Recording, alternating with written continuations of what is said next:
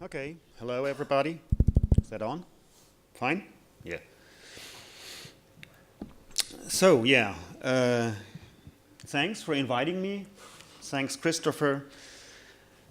Thanks, Andreas, for the history I'm going to tell a little bit. Thanks, Stephen, for part of the story.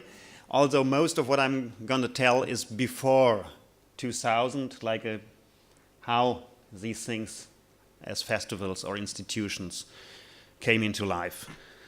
And to start with, I think in the early days, what would be like 1960s, 1970s, we have a paradox with the institutionalization of media art. And most early media art, not all, but most, I think, was really trying to escape institutionalization on a Sunday morning, yeah. Including video art and experimental film, which tried not to fit into the existing slots of television and cinema. So the idea of being incompatible, what is this year's festival's agenda, was there right from the start. In a way, it was meant to be institutional critique, very fashionable today, against the art world, against mainstream cinema, and also against mass media, especially television. And the festivals came into life because the festival format was an alternative to the existing institutional settings. Frequently, they were also called forums, not only festivals, but forum. You have a lot of forums in the 1970s. Many various forums in any kind of settings. And forum meant showing works, meeting, exchanging, networking, basically what people are doing here now. And the idea of the festival was modeled, I think, on the experimental film festivals of the 1960s, on the performance and happening festivals, and on the Fluxus festivals. All those already before there were Video and Media Art Festival used the naming as festival. Yes, and coming to archives, it's certainly that the festival format is not associated with any kind of permanence or with setting up collections. Some festivals even started as one-time events. This is true in the case of Ars Electronica. It was just supposed to happen once and turned out to be interesting and was continued until today. Same is true of the Videonale that I did. The idea of doing a series of them was not present when we started it. You know, we just started something and it turned out it is still there today. And archiving in this sense was absolutely not a topic. It happened by chance as a result of the activities of running a festivals. Instead of an archive built on purpose, it was rather an accumulation of things which happened to be not thrown away afterwards. And many were thrown away in the end. They were not thrown away, or they were not returned to the senders. And I think everybody is supposed to tell some small anecdotes today. That's what I heard, at least, so I come up with one. I founded Videonale, or co-founded, we were 3 students sitting in the kitchen and planning it, in '84. And it's still up today, as you see from the logos. And we had the idea of running it on a very small budget. This is the actual first budget calculation we did. We wanted 4,800 Deutschmarks, which is today 2,400 euro. In the end, the people who sponsored it said, this is too little, you have to ask for more. So we asked for 8,000, and we ran it on 8,000. You know, okay, first one. And you see from the calculation, it even included the awards, the money that was given to the ones that should win the Videonale awards. But we forgot one important thing.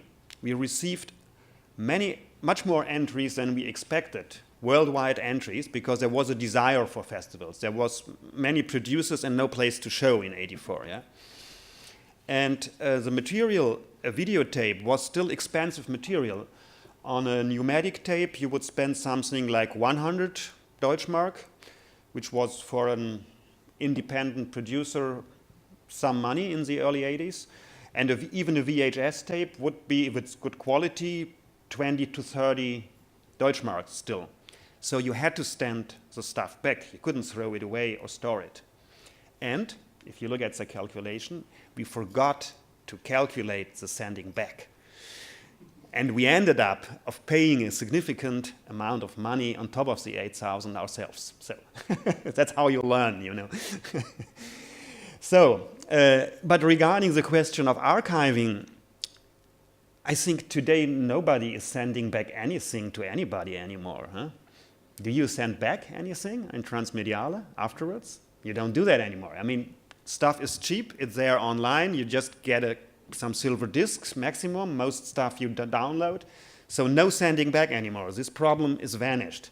But then you accumulate all the stuff. You keep it. So what you do with it? We didn't have the problem. We had to send it back, you know. So okay. Different thing now. We send everything. We send nothing back, so we keep it. What do we do with the things we keep? Another personal story, Baruch mentioned it. For a couple of years, from 2005 to 2009, I have been working with Ars Electronica in Linz as head of the Ludwig Boltzmann Institute for Media Art Research. And one of the purposes of having this institute was developing archiving strategies for the huge amount of material that the Ars Electronica has been accumulating in its long existence. It's the oldest festival we have on the planet, I think, since 1979. So in 2009, they had their 30 years anniversary. And we were supposed to develop strategies. We couldn't do all the archiving ourselves, but we had to develop strategies of how to do it. And we developed 3 proposals. 2 of them were backward archiving strategies, that is, making materials accessible by categorizing, by having metadata, tagging them, contextualizing them in the time and in the material available, and also visualizing them. And this is, for example, a form of visualization where all the contents of the archive were in a kind of very attractive, sexy statistic look presented of what developed where and which were topics which were important throughout 30 years. This was how it was presented for the 30 years of Ars Electronica. Then the second backward archiving question is that of keeping the material, of saving analog and digital material from decay by digitizing it, by updating old formats, which is software run, or by emulating them, that means transferring them to new standards. And the third and most important aspect and most difficult one to realize was one that was not backward-looking, but that was forward-looking. And the question of how to integrate the archiving workflow in the production of the festival itself, so that the festival itself, by working, is producing archival results that are not afterwards have to be treated by digitizing or emulation or whatever, but that they come out as a result of the festival in a format that is already fitting into the archive. And that is something that was not on their mind. They are just looking, producing the next festival. One festival is over, the next one is waiting, you know. And so we had to talk to the people doing the festival to shift from an accumulation of what is left and what is not thrown away into an integral part of archiving as a contemporary activity. We were not quite successful in that sense. I think they're producing more and more now in that sense. I didn't follow after 2009 that much. But what we learned is that a serious archiving will never happen if you come after the fact, at least when you produce such an amount of material as Transmediale or Ars Electronica produce every year. if you would need the same amount of people working on archiving like working on the festival. So, and this is not feasible, you know. The producing by numbers, by speed, and by budget is always going faster than the archive can be, you know. And no archive has to be complete, but if you want to cover at least half of the activities, you have to do it while you're working on it. Archiving has to be done by those who are working on the festival, otherwise it's mostly incompatible with the spirit and with the generation of the contents. So, but my main focus, how long am I talking? Okay. You have another like 19 minutes. Okay, good, fine, yeah. My main focus is not on archiving, but on institutions. Because only if there are institutions which go on for a certain time, the question of archiving comes up. So, back to institutions and institutional critique. The beginning of media art are institutions which are not top-down, really political wanted institutions. They are all funded by some maniacs, by some people who have a vision for something and try to raise money and try to convince people that it is necessary to do that. So they are kind of institutions which are part of the institutional critique, and they always sit in between the cracks. They are incompatible with their surroundings, and they try to be something different than already is there. Experiments in art technology try to bring together engineers and artists. Electronic art intermix was a way to distribute video art, which was sitting mostly in the studio of the artist, to a wider audience. And most of them are not in the framework of a bigger, serious institutions, but are run on various budget and mixing economies. The only exception is the MIT Center for Advanced Visual Studies, which was hosted by the MIT and was a model for later serious institutions like the ZKM, for example. All the Karlsruhe people went to Boston to see how the MIT is, and they said, that's what we want in Karlsruhe. It's pretty different now anyway, but that's how things develop. And most of them were by individual visionaries, and it's interesting how long some of them have been running, you know, that still some of the founding institutions of the early days of media art are still active today. It's important to say that at the time those were founded, the term media art wasn't used. You see in the terminology that they refer to different things, to computer, to television, to experiments, to electronic arts in general, but media art only came later on. I'll come back to that. So, and to come closer to transmediale, 25 years, a short history of the Berlin founding years, which are in the early 70s. Berlin video art, media art, activism, and media theory. They all happen to be at mostly the same year, 71, 72, initiated.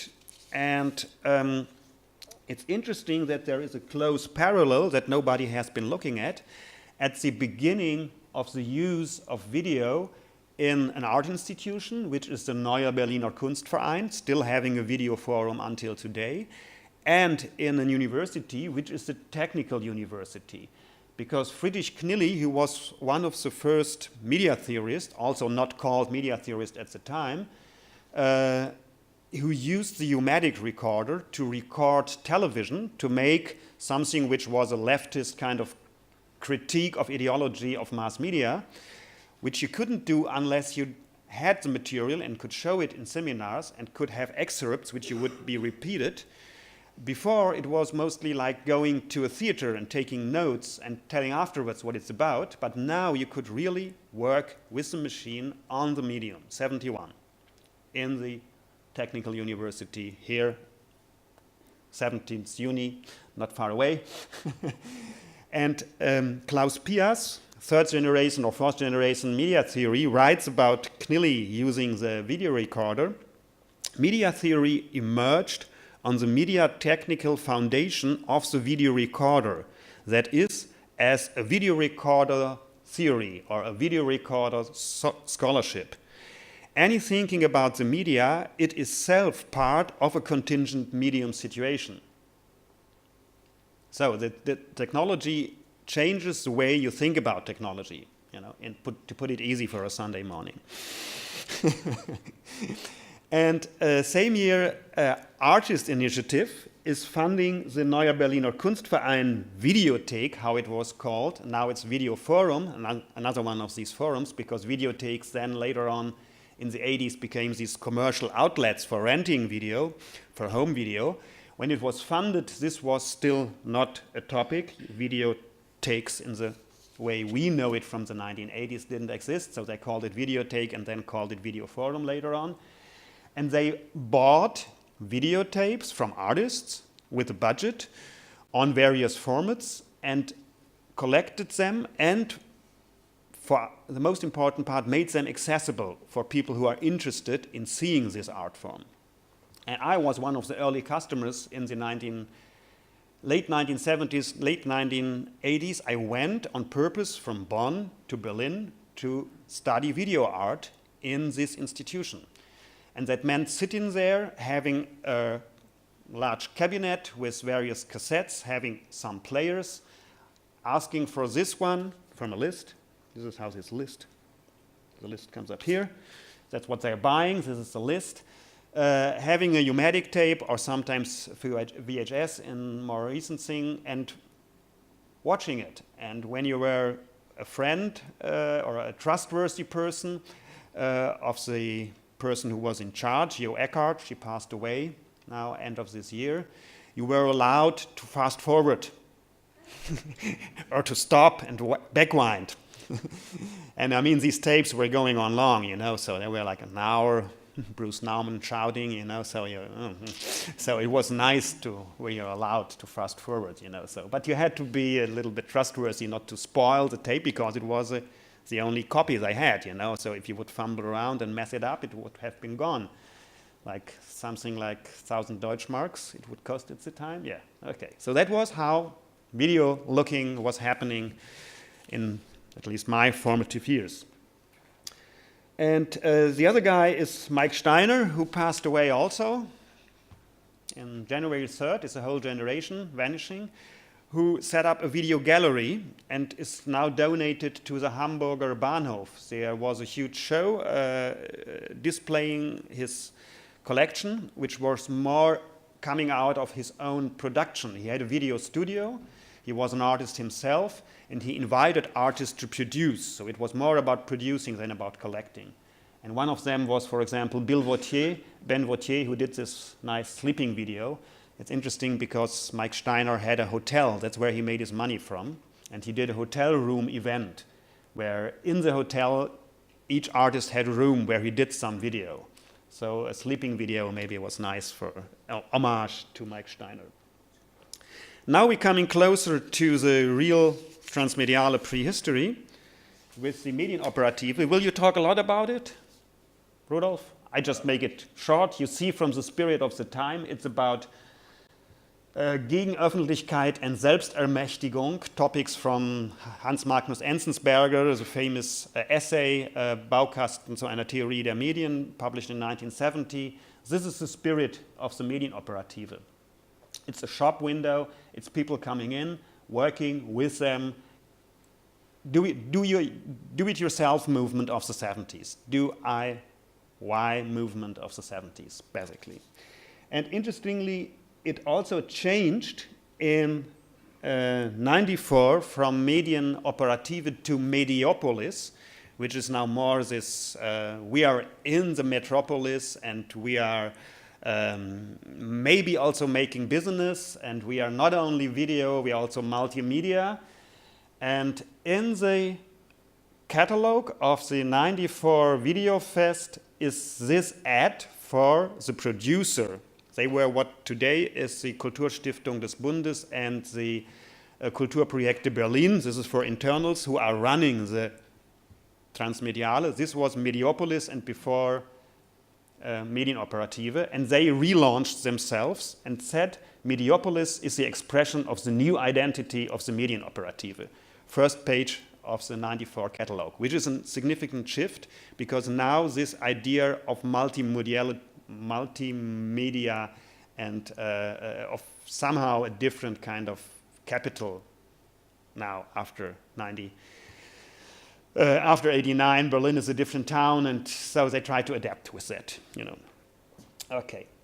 So this is the short history of the various names. You will come back to that. Video Film Fest 88 associated with the Berlinale Film Fest as an offshoot because they didn't have a video beamer, so they needed some place to show video. Is that true? No, it's wrong. Somebody told me that. Okay.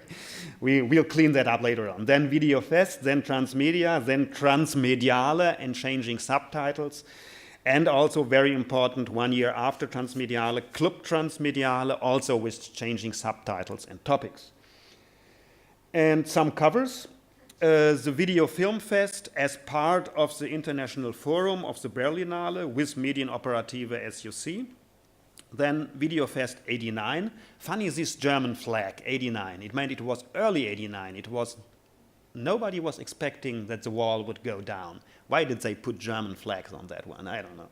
So, and then the shift from Video Fest to Transmedia, shown here. Already the Video Fest is a little bit kind of fuzzy, you know. It's a kind of Fernsehen, video, multimedia video fest. So they don't know so much how to grab it, really, you know. So it has to become something else. And that's how it's becoming something else. And then Transmediale, the shift from being just Transmediale, it had no topics, it has no yearly title, to 2001, when after Andreas took over, it became a yearly kind of issue of what we talk about. Like this year, Incompatible. In 2001, it started by Do It Yourself. Okay.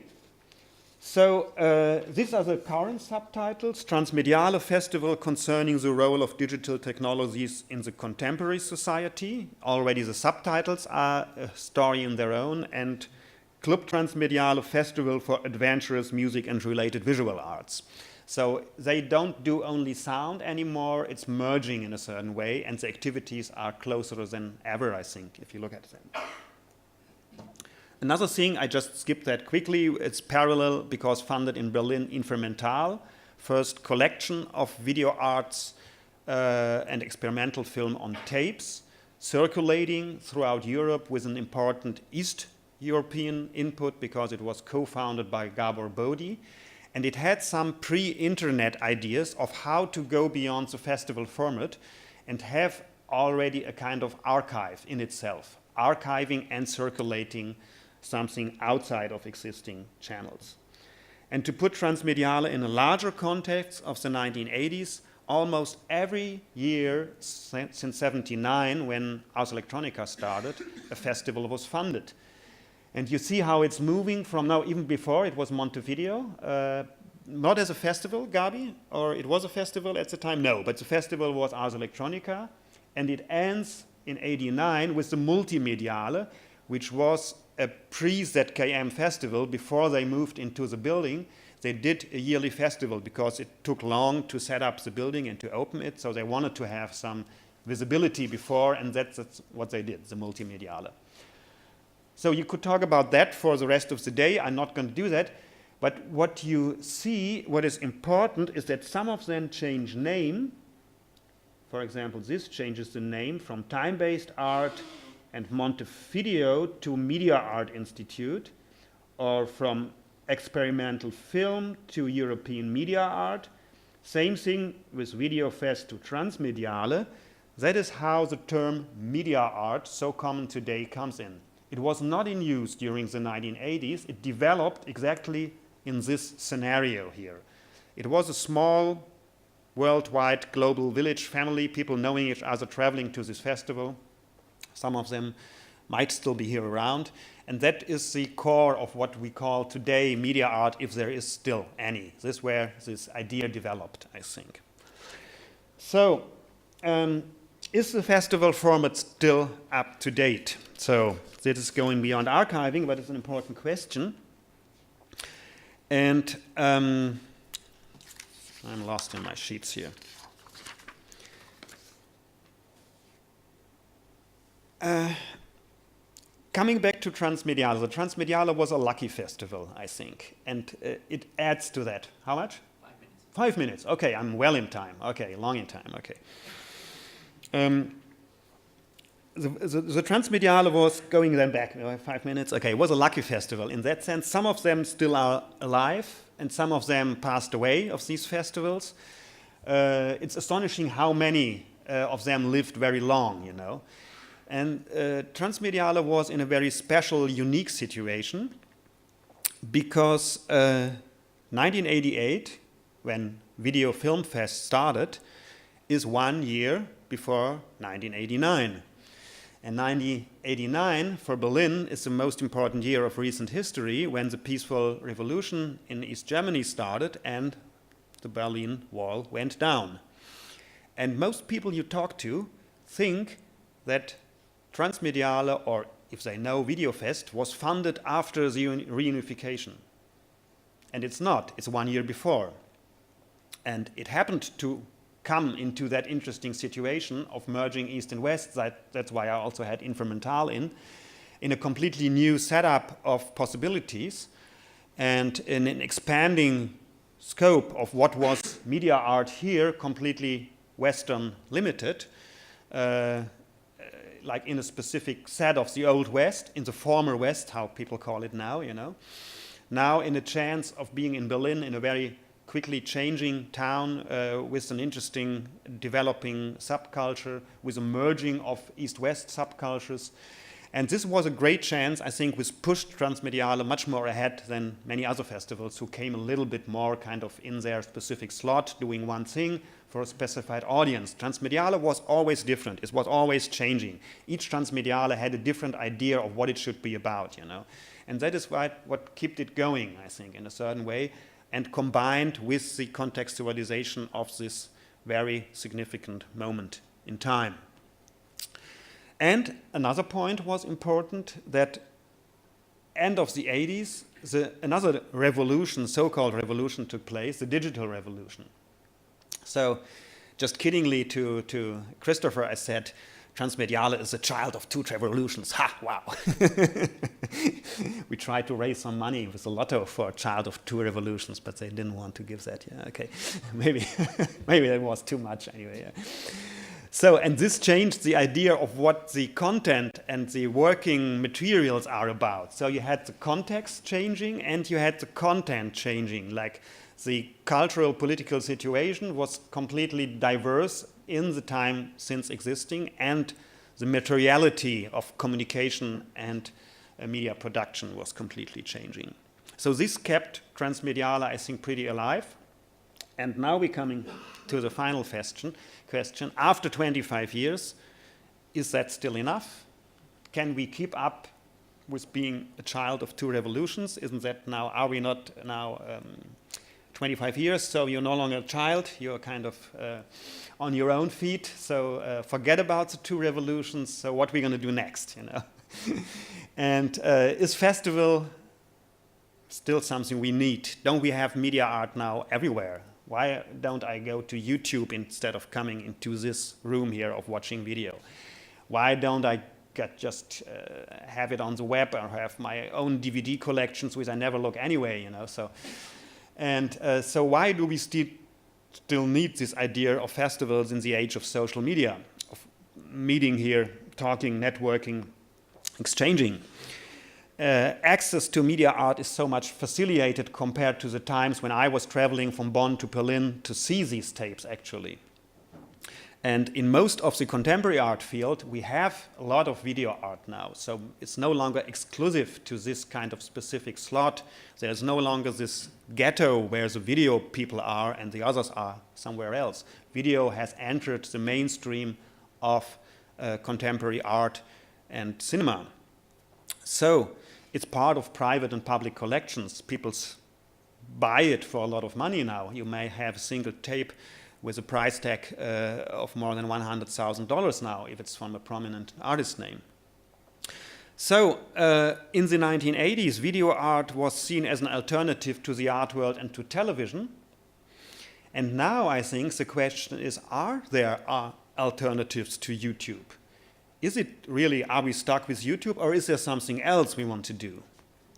And so there are people who say that the festival format is no longer necessary. For example, Peter Weibel, interviewed in 2000 when he just took over the ZKM by Sarah Cook, said, I have never been to the festival. I have only been to Ars Electronica when I was a director there, and I don't think it's necessary. Festivals are no longer a forum where you have new subjects, new issues, new ideas, and new names. So this pivotal agency of a role of that festivals had to play the motor for acceleration of investigation and motivation or innovation, this is now over. This is his conclusion. He says that because he is running the ZKM and he was to shut down the multimediale. So it's a strategic answer. But I don't believe, anyway, that this idea of the festival is outdated. I think very much that the festival format is still up to date. This is also a strategic answer, yes, because I'm speaking for the transmediale and I'm on the board and I'm hoping that it goes on, but I believe it also. And I think that the festival boom of the 1980s, which I have been showing, has no longer the virality it has. Maybe just 2 or 3 festivals in Europe would be enough if they are different in profile. But the important thing, why I think that festival is still up to date, is exactly because it is still incompatible. And thanks for naming the transmediale like that, Christopher. It has no constraints of compatibilization. The festival format resists to formatting in a certain way because especially the transmediale was so different in history every year and will hopefully be different in the future every time. So I think still today the cutting edge things which are not part of the canonization and the commodification that happened to the media art, which is no longer part of the institutional critique of the 1970s, but which is totally institutionalized in itself. So the things which are still cutting edge outside of this canonization are found, I think, in the festival format, precisely because the festival has no format. The festival format is still up to date because it exists without any format. So it is a non-format. This is my conclusion. Okay. Thanks.